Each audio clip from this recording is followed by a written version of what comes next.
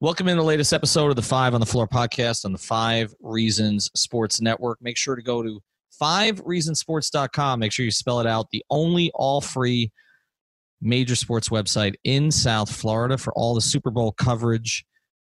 We had 3 credentials to the Super Bowl, including myself, so make sure you check out everything that's going on there. Also, an announcement, and we'll get to this here with my co-host in a second. We've got 3 credentials to NBA All-Star in Chicago. I will be there with Nekias Duncan and with Alex Toledo. We're waiting on a 4th. We may end up adding a 4th name. Alf could not make it because of some work commitments, but we will have you fully covered at the All-Star game in Chicago, where right now we've got 5 Heat representatives. All right, before we get to today's episode, I want to tell you about one of our great sponsors, and that is Cervani Men's Custom Clothier. What did I wear to the Super Bowl? The clothes that Blanca got me over at Cervani. Is it frustrating to shop for dress clothes? You can never seem to find the right fit, color, or style. Maybe you never know what to wear or how to wear it. You got a wedding, a special event, a Super Bowl, a Heat game.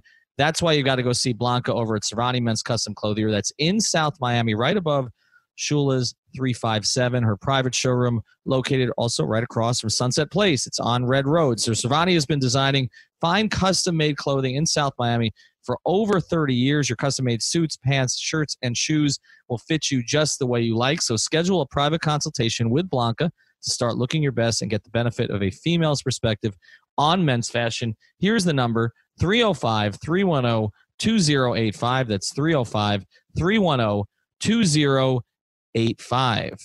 Nothing fits like custom tailored clothes. Stop buying off the rack. And now, today's episode.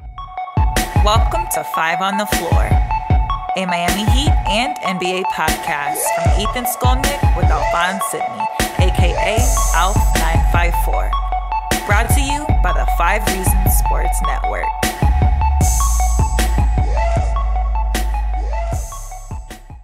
All right, Ethan Skolnick back with the aforementioned Alex Toledo. Alex again going to cover his first All-Star game in Chicago, bringing Nekias Duncan along from the ride. He was with me in Charlotte last year. We've got 5 Heat representatives.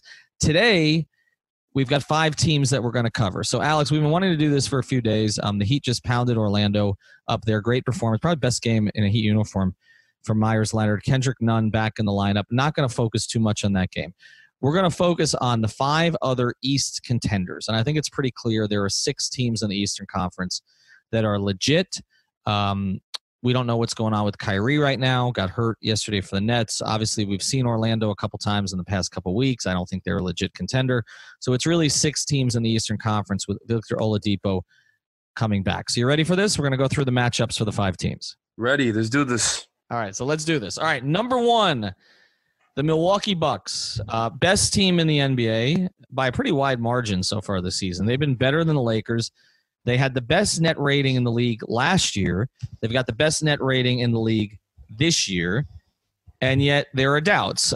They've lost some games against teams that shoot the 3 really well. Chris Middleton has taken kind of, I would call it another mini step this year, but I don't know if you'd say they have a true number 2. I know Nekias would argue with me about that. They've got a bit of an older roster behind Giannis and Middleton. Bledsoe's played really well this year, but he was pretty awful in the playoffs last season. And the Heat won up there earlier this season without Jimmy Butler. Let's say that the Heat see the Bucks in the playoffs. What do you see from this matchup? I mean, honestly, like you said, the Bucks have been the best team in the league, and I would be very fearful of a Giannis who is pretty much determined to win the title this year with no Kawhi in his path. I just wouldn't be able to confidently pick the Heat in that series. As much as, I like that they beat them in Milwaukee in overtime without Jimmy.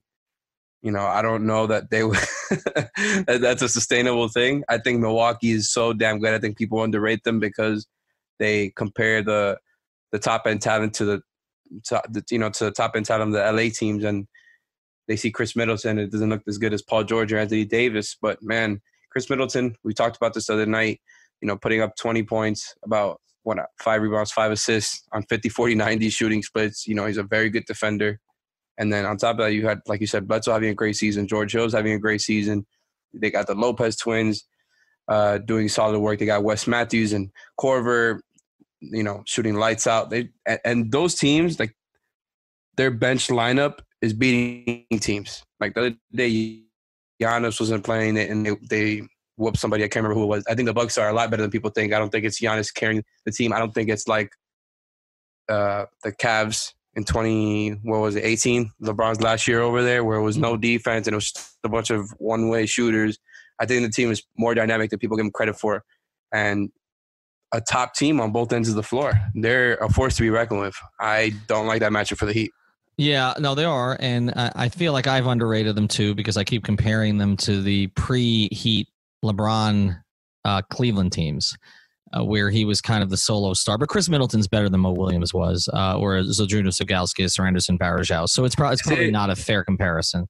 Is it fair to say that this Bucks team is almost like a combination of that 2018 Cavs team that had no defense, that just shooting, and then that LeBron team before he joined the Heat that you're referencing, where they were all defense and no shooting? Defense and no shooting. Yeah, it's a combination. I also think in some ways, you mentioned Kawhi. I think there's some similarities to last year's Toronto team in that what you mentioned, that they played well without Kawhi last year, Toronto did. And now we've seen that carry over to this season. And the Bucks have played well with Giannis off the floor. So I don't want to understate them. I like their veterans. I mean, I think you have guys like George Hill and Kyle Korver in one last push for a championship. Guys who have been close with it, a number of times. Did Kyle win with the Cavs or no? I can't remember. No, because he was after that, right? And he's been on some very good teams. So this is kind of a last push for a lot of those guys. The Lopez twins, do very different things from each other, but both of them contribute. They can space with Brook and with Hill and with Korver and some of the other guys they've got. So I don't want to diminish them. I think they're a really tough out. I do want to spin this to a Heat perspective, too. Obviously, that game up there was a weird game. But I do think, and I think we're going to say this a lot, I think if the Heat had Justise available, I would feel better about this. And we still don't have any clarity on this, and I'm not expecting clarity. I've said this before, until we get a press release that I don't think Heat fans are going to like. That's been my expectation on this for a little while. But listen, I like what you're doing because you also said that Dion wouldn't play again, so I like the reverse jinx. Well, right. I'm on to you. Did he play? I don't know. I'm not sure. I feel like we're gonna look back at this season now that Kendrick Nunn's back and be like, did Dion actually play? I can't remember. But you're right. No, I haven't had a good feeling about Justise, and then I didn't have a good feeling, and then remember he came back and he was out in about 15 minutes, and that was the end of it. And has been the end of it since then. But I do feel like this matchup would be better for the Heat with Justise because you just have more people to throw at Giannis. I think this is a matchup where James Johnson comes in handy. But also, the one thing that would give me some hope for the Heat to give them a puncher's chance is that the Bucks' losses this year, if you look at them, have all come against teams that have been hot from three. That is Milwaukee's weakness. They don't cover the three ball particularly well. They don't have great quickness on the perimeter. Also, I think losing Brogdon will show up a little bit here in the postseason. So I think if there's one thing you can say the Heat do well, it's when the ball is popping, they shoot the three really well. And so I think that would give them a puncher's chance to get a couple of games in the series. Do I think that they win a series? No. Do I think Milwaukee's winning the championship this year? No. I still think we're trending towards a situation where Giannis doesn't win there, but I don't know that the Heat are the team to take him out. All right, let's get to the next one. We're going to rank these at the very end.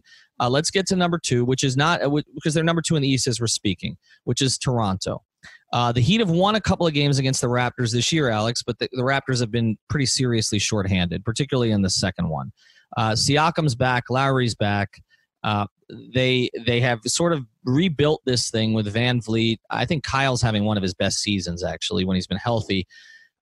And I just think this would be an excellent series. I just feel like these teams match up in a really interesting way against each other. The one thing that would give me some hope here, Alex, is we saw what Bam did to Siakam in that first game when they did play against each other. I feel like the Heat have an answer for him that other teams don't.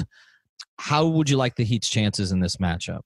See, and that's honestly a perfect point for me to piggyback off of what you said right there, because I think that's pretty much the X factor for this whole series. And I know X factor is a cliche, but it really is. Like, we saw that Bam is the perfect mold to contain Siakam, and he's really been what's taken them to that extra level this year, because I think, like, if you just subtract Kawhi and Danny Green from last year's team, they're not as good as this. And I think the main difference is Siakam, because he was very good last year, but he took another leap this year.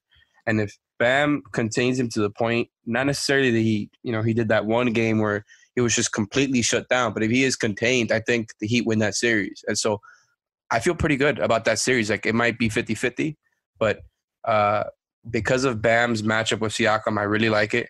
I think it's also favorable for Myers because he could just stay on Marc Gasol or Serge Ibaka, who aren't very mobile. It's still a very good team, though, because they have a lot of two-way talent. And Lowry, I think, has a little bit more confidence now in the playoffs than he used to. He looks just more sure of himself than he ever has since winning the title. I think he's very underrated. And, like, Norm Powell took a step this year. They're another team that's very, very good on both ends of the floor. I think, honestly, though, I would still like the Heat's chances. I might pick the Heat to win that series. I think that's one that could go 7. Yeah, I think so too. Remember, that is a tough place to play too. You got to take that into consideration. I think home court would be important there. One more thing I forgot to say. I think we should do it. We might have to analyze this as the matchup with Justice and the matchup without Justice. I know. Because really, like you said before, like, I might give the Heat a better chance to beat the Bucks if Winslow's playing. I think for sure they have a better chance. And the same thing with the Raptors, because it gives them another guy who can Winslow, a guy who can contain their point guards, who pretty much out physical other point guards, and I think would out physical Goran and Nunn. And I think Winslow's the perfect counter for that. Same as for the Bucks, another body you can throw at Giannis. Yeah, no, I think you're right, and that's why I keep saying, like, we almost have to assume Justice is not going to be there more so than he is going to be there. I think we have to play off of that supposition, and so I just think when you look at what they offer. Toronto, like you said, two-way players. Lowry, it was crazy with Lowry because he has so much playoff experience and so much of it has not been good. I feel like winning a championship last year gives him a bit of a pass there. But we've seen Goran and Lowry go at it in the past in the playoffs, but having Winslow as an extra defender to guard him, having Butler, to guard him at times. I do feel like the Raptors have snuck up on a lot of people just simply because they don't have Kawhi. Everybody wrote them off. But I think what people are forgetting is that, and I don't know if you can even put San Antonio in this class anymore because they've slipped. Toronto and Miami are the two best player development organizations in the NBA right now. And we never take into account internal improvement when we talk about teams. Like, we just don't. Like, we talk about which guy you got to bring in from somewhere else, but we never say, okay, is a guy like Fred VanVleet, who nobody expected anything of, going to take a huge leap because of what the experience he gained in the playoffs last year. Siakam, look at Terrence Davis.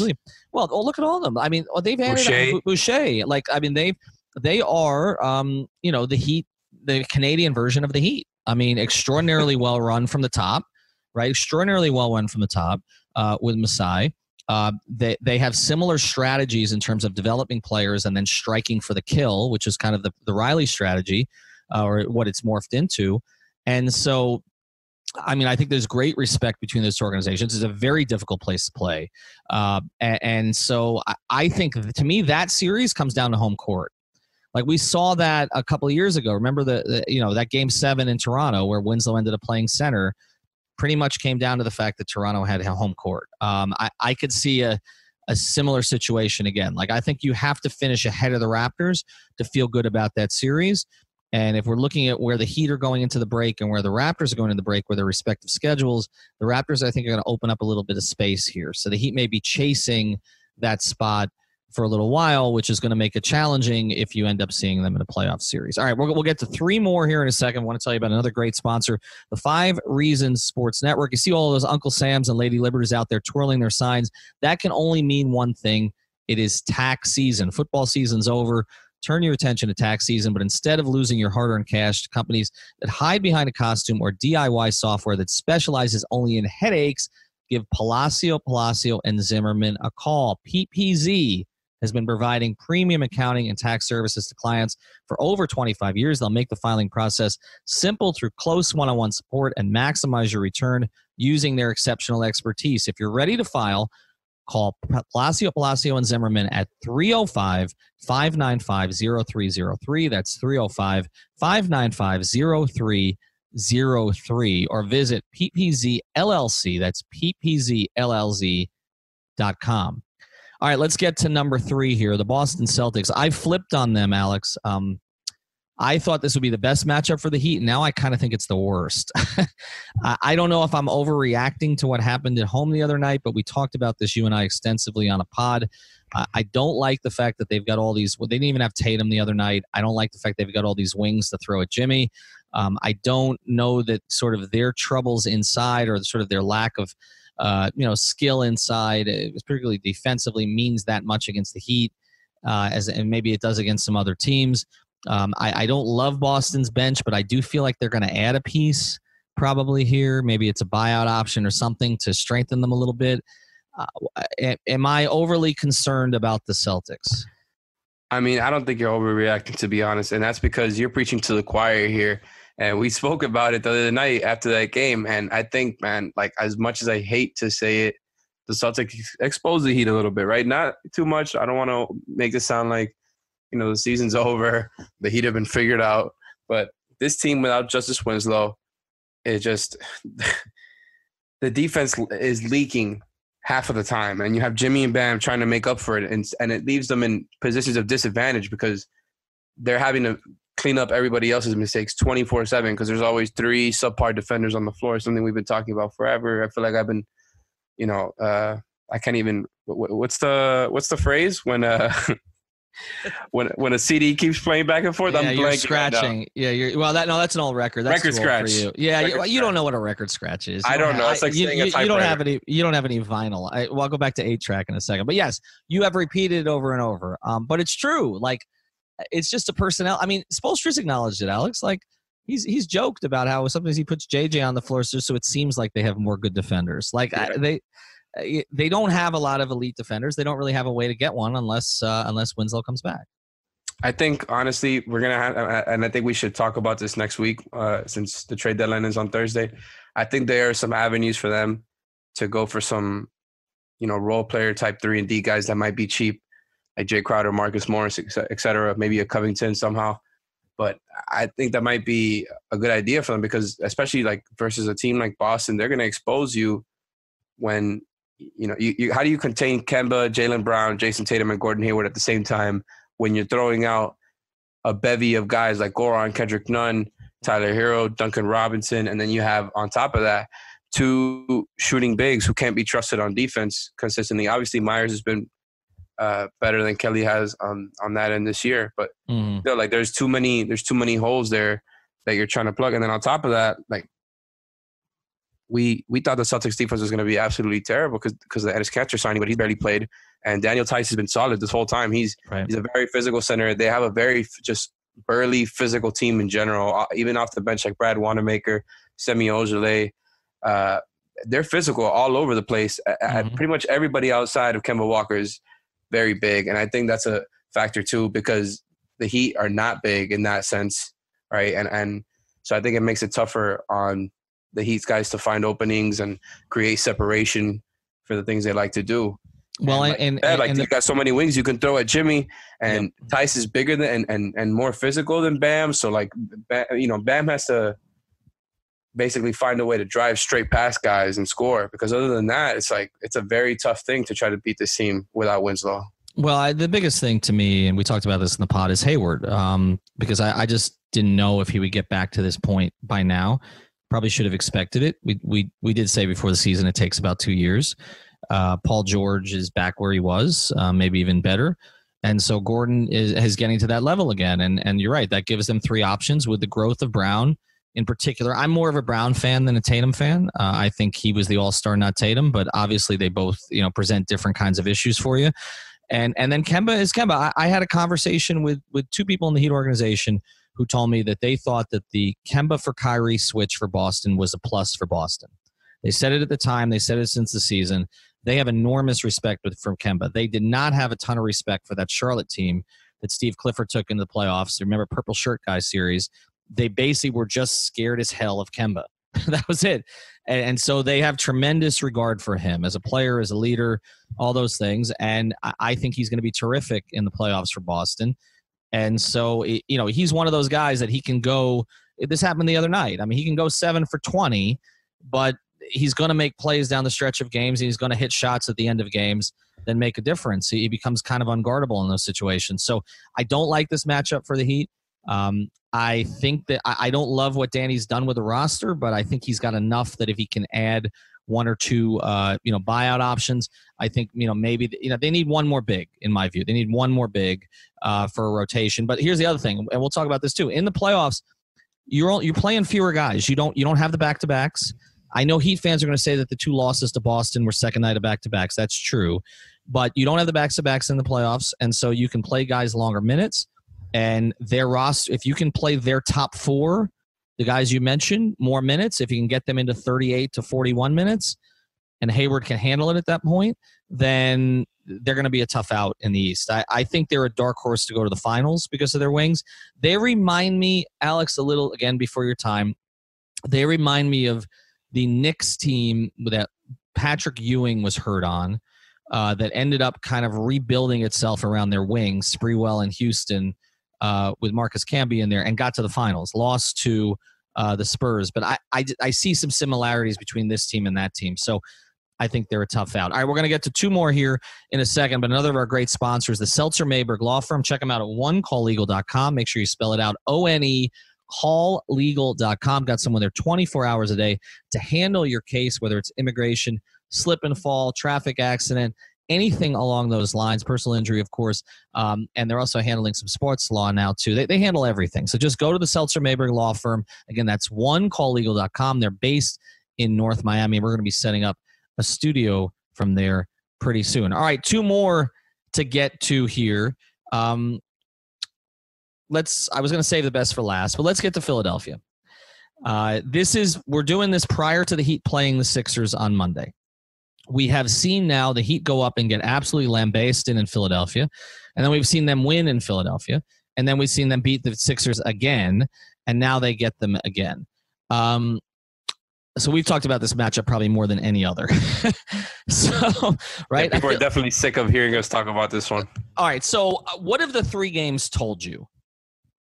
Honestly, it's been more positive than negative, and I think it's funny, like, for sure, if you look back at our pods from a couple months ago, like I feel like we flip-flop on a lot of this because, like, I don't know. I still don't know if I would pick the Heat over the Sixers, right? Like, I do feel better about it, though, than I did a couple months ago when I called them unsolvable, and Alf wouldn't let that go when we were arguing in Wynwood. But he's been right about it so far. Like, first of all, the biggest thing has been their shooting, right?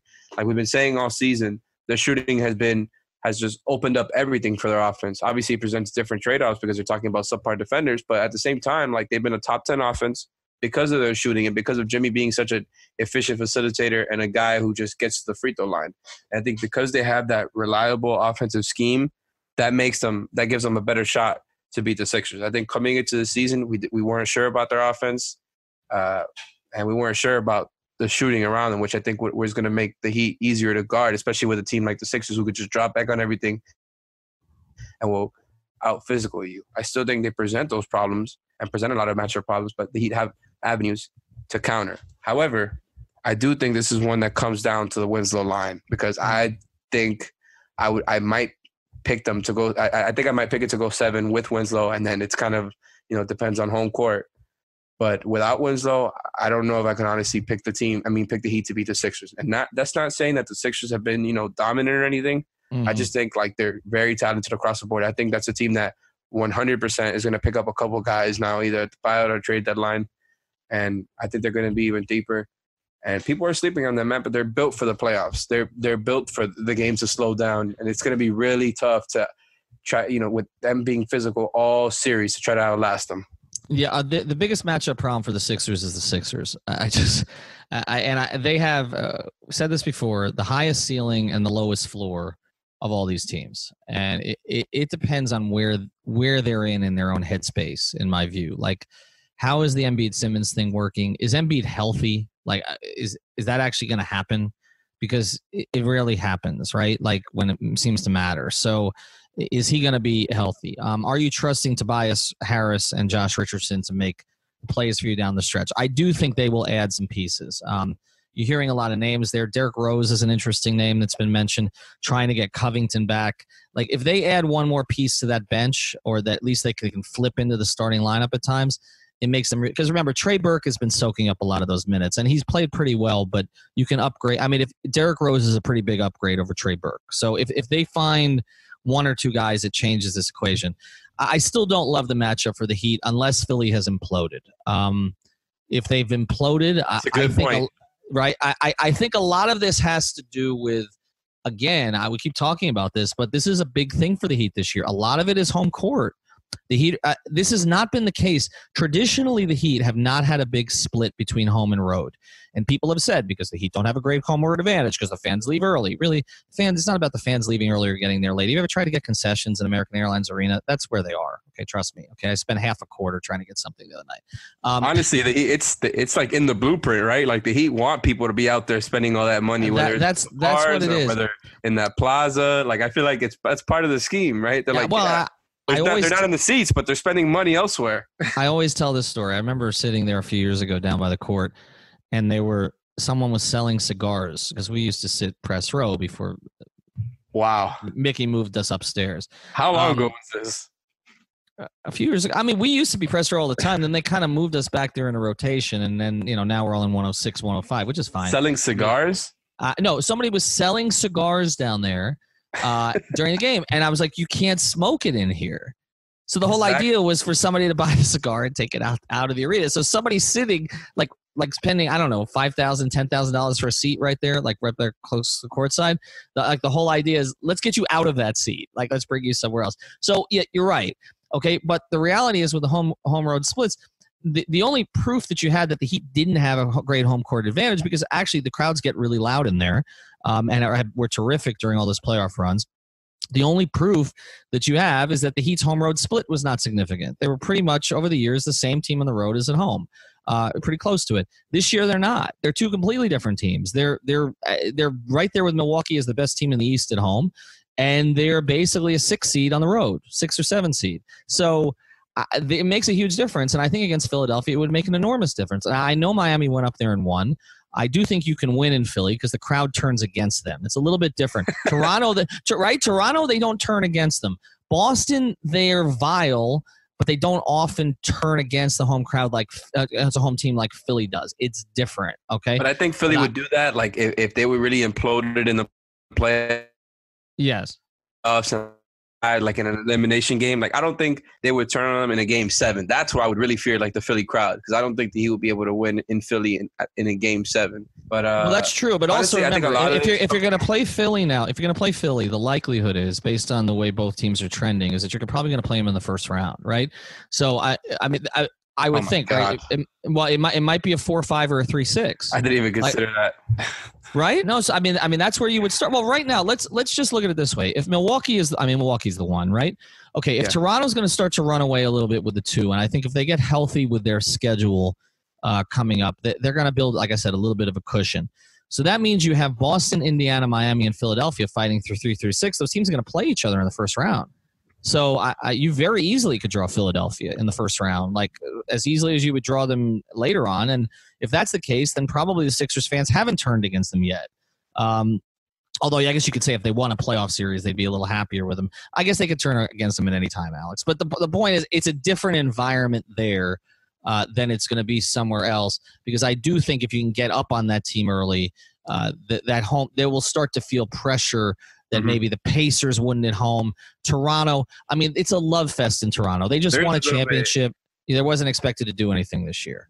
There's a little bit of almost like a ticking time bomb thing going on with Philly, where it's like there's so much pressure for them to produce in the playoffs, because everybody knows this team is built for the playoffs. Where it's like, and then on top of that, everybody also knows the Embiid and Simmons fit is not great, and it just has not worked from consistently, especially in the playoffs when the game. Well, that's where the flaws show in the playoffs. The way I look at the East right now, these top 6, there are 3 teams with expectations, and I would rank them in order of expectations. I think it has to be Milwaukee because it's Giannis and there's a clock on him, right? But I think Philly is right there with them on expectations. Those are supposed to be the 2 best teams of the East, and then I think it's Boston.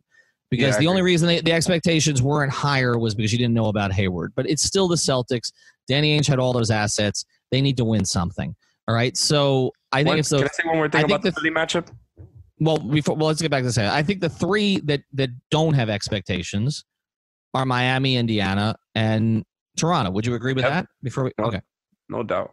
Okay. But the Philly thing, man, I think a lot of it too is going to come down to whether or not Jimmy and Bam have their mid-range game going. And I know like the mid-range shot has become this whole thing where, you know, you don't take it, right? It's not a good shot. But Jimmy Butler, man, you talk about like what made him good all these years. He had a pretty deadly pull-up mid-range game. And I'm not saying he has to be DeMar DeRozan out there where, you know, look for these shots and dribble and pull up into these shots. But Jimmy Butler needs to have that threat of that shot, I think, at the very least. And he hasn't been showing that threat at all this season. He's only gone to the paint and gone for the pass or gone for the layup / free throw attempt. And I think because of that, it's going to be easier for the Sixers to drop back on the Heat. And even though, like, obviously, again, the shooting makes a difference because that makes it harder for the defense to drop, Jimmy needs to be able to kind of take those mid-range jumpers when they drop back. And the same thing with Bam. We've seen Bam has improved in that sense. So I think that makes me feel a little bit better about the matchup as well. But both of them, I think, need to be going, or at least need to show the Sixers that they're willing to take them, because Jimmy has had that shot since he turned into an all-star player years ago. And I know that it can be pretty much, you know, if you just go back, it's all going to be on the wrist injury that he suffered last year in Philly. And basically his shooting splits have gone down the drain since then. So I think I don't think we've talked about the wrist enough, honestly, because he hasn't talked about it. I wonder if it's something that comes up at All-Star. I almost watching him against Orlando the other night where he was just attack, which I think that's something that we should say. I think he looked really good. He looked fresh because it was all the days off. He had extra days off. I mean, this has been obvious. Like, since he hasn't had Justise, he's needed time off, and he had time off. He looked like a totally different player. And during the playoffs, yes, it'll be later in the season. I think they need to look to load manage him a little bit over the last couple weeks of the season, at least, depending on where they are in the standings. All right, because I do think home court matters. I don't want to get into it here. This is a whole separate topic. Do you load manage or go for the seed? We're saving this one. All right, but I do think that that's something that they need to look at. But I think if you look at Jimmy and Bam, you're talking about mid-range. I think by then I may have more confidence in Bam from the mid-range than Jimmy with the way both are trending. But we'll see. I'm already there. He's got to take it, though. I have more confidence he'll make it. He's got to take it if you're Bam. All right, we got one more to get to. I want to talk about one more. Same thing for Jimmy. I don't know if I feel good about him taking it right. That shot is so flat right now. I think he learned a little bit too much from Ben Simmons. All right, one more. Another sponsor of the 5 Reasons Sports Network, Dutch Valley Farms. What's Dutch Valley Farms? For starters, not your average cannabis grow farm. They've got deep roots in the 305, and this hometown group of doctors, CPAs, and Silicon Valley professionals have taken their talents from the 305 to the 503 to make you the finest flower out there. How does Miami find its way all the way out in Oregon? Simple, a team with a shared belief in cannabis research and erasing the stigma behind the bud. So go to DutchVF.com. Again, that's DutchVF.com, or follow them on Instagram at Dutch Valley Farms. I always forget to give the slogan, but of course it is. The proof is in the plant. All right, let's get to the final one here. That's the Indiana Pacers. Victor Oladipo back in the fold. Sabonis is an all-star, so both guys that they got for Paul George are going to be in the mix now. There's rumors they're looking to move Miles Turner. Everybody keeps talking about Miles Turner as a fit with the Heat. I have heard that Bam and Miles Turner don't get along so well, and I think that kind of came up in the Team USA stuff. So just take that into consideration. There's not a lot of guys in the league that don't get along with Bam, if you've noticed. Everybody goes up and hugs Bam and jokes around with Bam after games. He seems to be one of the most popular guys in the league. I've not heard great things about that relationship. If that Young was still on the Pacers, this would be a heated rivalry between. Oh, yeah, no doubt. Well, you've got TJ Warren on the Pacers, so we saw a little bit of stuff there. This particular matchup, to me, a lot of this, I don't know what Indiana is going to look like with Oladipo and Brogdon together for an extended period of time. I think that affects this. But we have seen that they play the Heat tough anyway. We talk about buildings. That building has been at times a house of horrors for the Heat.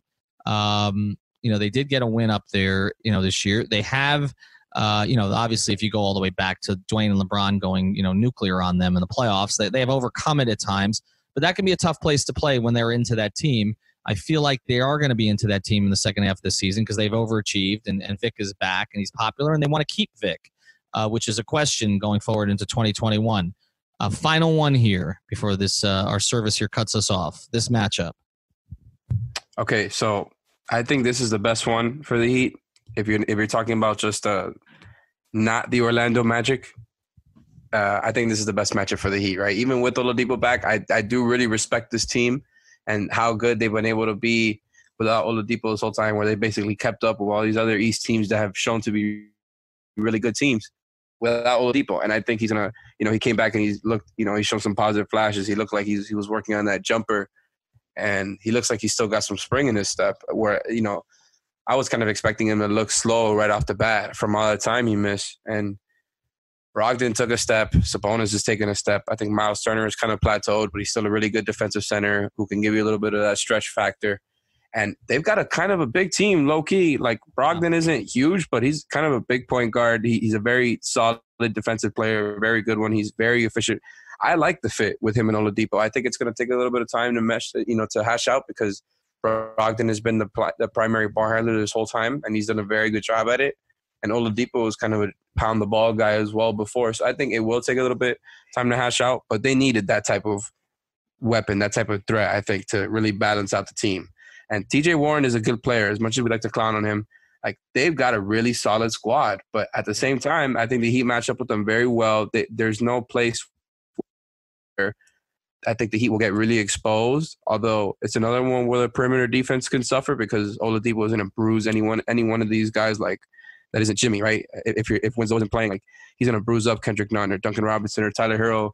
It's just not going to be a good matchup for them. And then Brogdon is extremely efficient, and I think will do a good job guarding the threes. And you've got Turner and Sabonis there to really try to stamp their impact on Bam. Like, I think they're going to be a harder matchup than Heat fans think, but I would still pick the Heat. Maybe even if Indiana got home court advantage. Yeah, it's a tough one to call in that regard because, you look at these teams, and I was expecting Indiana to finish 6th, which means that Miami would have to be 3. And now the way things are trending, I think it may be more likely that the Heat end up kind of in that 4 hole.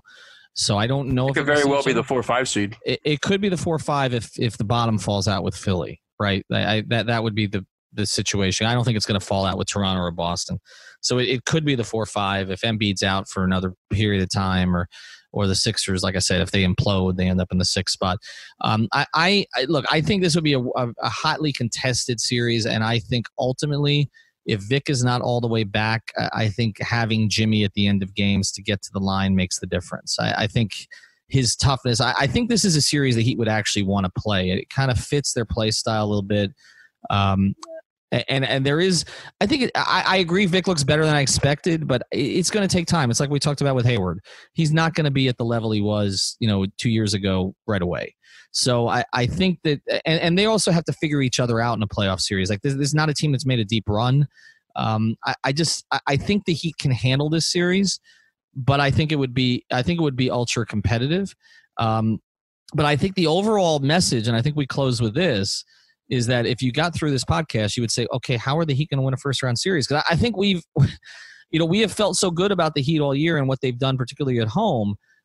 But all of these matchups present significant problems. And so that's why I was kind of saying before, when the Heat, I thought we're going to get to the 2, that, okay, you draw Orlando or the Brooklyn, then I think you pencil that in, right? But I think any of these other matchups are challenging. Like, I went from feeling very positive before this podcast, and as we've talked through it, I don't feel so good. We don't like Milwaukee in the first round, but they're not going to see Milwaukee in the first round, right? Because the Heat aren't going to be the 8. So maybe you would see Milwaukee maybe in the second round if you win a 4-5 series. Toronto, you're probably not going to see in the first round, but you could see a little bit later. But you could see, again, Boston, Philadelphia, Indiana. It's possible you could see Toronto in a 4-5. That's possible. Boston ends up there, maybe even a 3-6 if the Heat drop to 6. Not expecting that, but could happen. But I guess if you rank it before we go here, I think the toughest matchup is Boston for them right now at this moment. You think it is? Honestly, it's really hard to say, but just because of how good they are, I'm still going to say Milwaukee. Mm. As much as I like the fact that they're pretty much at Giannis just to make it hard on him, but there's still too many places where they leak on defense to make me feel confident about Giannis, who looks like an absolute world beater. And the rest of that team that's just killing everybody. Right. No, they are, and they've been great. And also, sorry, one more thing. Number 1 team, defensive rating. Number 2 team, offensive rating. They're the best team in the NBA. Like, I'm not questioning that, but they were also, but Alex, they were the best team in the NBA last year. They were the best team in the NBA last year. I understand, but they were better than Golden State in the regular season. They were much better than Toronto in the regular season, at least by net rating. They were the best team. They had a historically great season last year. I understand that there's no Kawhi. I get it. And so I don't know. There's something about it where if Chris Middleton has really taken the leap, okay, and the numbers suggest that he may have, if he's really taken the leap, but I watched him on Team USA. I like him a lot as a player. He's not Paul George. He's not Anthony Davis. He's not that number 2, even now. Okay. And I think even Nikias will agree with me. And I wonder if some of those older guys are going to break down as the season goes on. Is Korver going to be healthy? But Lopez is going to be healthy. Is George Hill got a decent balance of young guys that are playing well, though. Like Pat Connaughton and Dante DiVincenzo have both been playing really well. And it's like they're not relying on only old guys, which I think was going to be a flaw. But, you got them 2 out there and to throw them in with all the veterans. And the fact that, you've got multiple ball handlers. It would be one thing if Giannis was doing all of the ball handling, but George Hill and Bledsoe have done a really good job in that. And I don't even think Bledsoe needs to be really good for them to go to the finals. I think he just needs to be okay and not basically poop all over his pants like he did the last 2 years in the playoffs, because like he's putting up like 15, 5 on 5 and 5 this year on really good shooting splits and very good defense like he always does. And I think he just needs to do 80% of that, 3/4 of that for them to make it to the finals. Not necessarily to win the title, but like I don't think he needs to be awesome. He just needs to poop on himself. I think it's very possible. The way Lowry outplayed him last year. No, the way Lowry outplayed him. I think the final thing, and I'll close with this on the Heat. We talk about these matchups, but a lot of it just has to do with how some of the Heat guys handle this. Duncan Robinson, Tyler Hero, Kendrick Nunn have handled everything this year. There's been some bumps, but this is going to be their first playoff run. Jimmy Butler, how fresh is he going to be at that point? I do think the no back-to-backs will help. Bam Adebayo, is there another level to his game? I think Bam being named an all-star and then spending the weekend around all-stars, I think there's another level he's going to get to in the second half of the season because confidence is huge. It's totally underrated. He's going to believe in himself that he belongs with these guys now. I saw that with Dwayne. Dwayne's first All-Star game in 2005. I was there in Denver. Dwayne came back different. He came back different, okay? Like, he knew he belonged. He was as good as those guys. Bam's going to believe that when he's with them. He didn't have that USA experience because it was cut short by Popovich. He's going to have the All-Star experience. I think it changes a lot of things. So what is the level that they get to? And then Winslow. We close with Winslow because I think it matters. And whether he's uses a trade chip to get a Robert Covington or a Jay Crowder or something that can help them, or whether he's there to help them himself, they've got to get some value out of that roster spot. Either him or somebody else for him. That's where I'm at with it. And I don't know how they get value for him if there's going to be a press release in a week and a half that he's being shut down for the season. Or less than a week. I think we got a trade deadline. It's going to be very hard to throw him in a trade when everything has been so ambiguous on him, which leads me to believe he's not going to be traded. I think he's going to be on the roster. And I think the way to close this is you want to rank 1 through 5, easy to hardest, the matchups for I would with or without Justise too. I would say let's just do it in general because I think we have to assume no Justise at this point. But let's say okay. To me easiest I would go Indiana, Toronto. I'm gonna go. It's hard. I'm gonna go Philly. Wow. Because I'm going to put them in the middle because to me they are the team that could go either way. And then I would say Milwaukee and Boston. Honestly, it's very hard to disagree with you right now with how good Boston has looked and, the fact that they present more matchup problems than I think we thought than we saw coming earlier in the year. It's in the same way that Philly presents matchup problems. They're very different matchup problems. I think it's which one do you do you believe them to be able to outlast more? And I don't know, man. It's very tough. Like, I still have Milwaukee's the hardest. I think I agree with you that Indiana is the easiest and Toronto's the second easiest. And then from there, it's really just between Philly and Boston, right? I think I'm going to stick to my guns and still put Boston there in the middle, and Philly as the second hardest team behind Milwaukee. Yeah, I think it's like I said. I think when you look at it this way, that you come across. If you're talking without Winslow, I'm gonna keep Philly there. Yeah, I think we have to do without Winslow. I think if you look at it this way, Eric Spoelstra's done a hell of a job this year, because when you look at some of these matchup problems that are presented, you don't necessarily feel good about it from a roster standpoint against a lot of these teams. But we'll see. But all these teams, I mean, a whole different podcast, and we do need to go. But like, these teams have good coaches. So you've got Bud, you've got Nick Nurse, you've got Brad Stevens. I'm iffy on Brett Brown a little bit, but Nate McMillan's been terrific. So it's not as great as Spo has been. It's not like you have a definitive advantage in these series. Like you have a guy who belongs in this category, right? But you say Spoelstra and Bud, okay. You say Spoelstra and Nick Nurse. Nick Nurse just won a championship, right? And then has rebuilt the thing this year. It's tough. It's going to be a tough run. We'll see if Brett Brown's even still the head coach by then. All right, check out 5reasonsports.com. New columns coming out this week. And as I mentioned, we will have the All-Star game covered like no other outlet in South Florida. Trust me, nobody's sending 3 up there. Maybe combined. Talk soon. Thank you for listening to the 5 on the Floor on the 5 Reasons Sports Network.